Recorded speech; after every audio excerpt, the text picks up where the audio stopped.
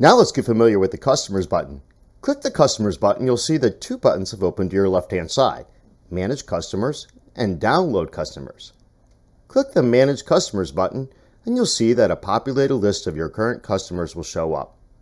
Adding a customer is simple.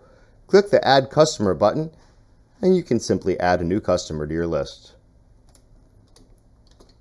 Type in the person's first name, their last name, their current email address,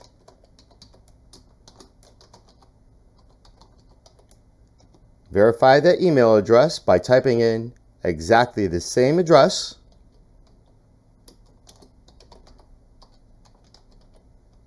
and then give them a password.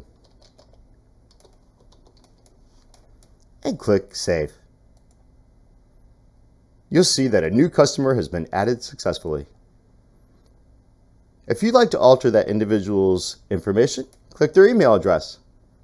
You'll see that their populated information will show up. This is also where you can assign the person a price level from our drop-down box. Currently, it's set to the manufacturer's suggested retail pricing.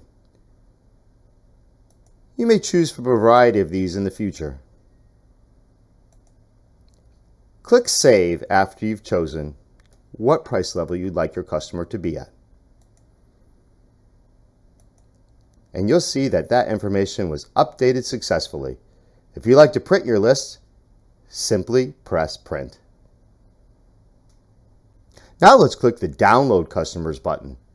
Clicking the Download Customers button will allow you to download a CSV file of your current customer list.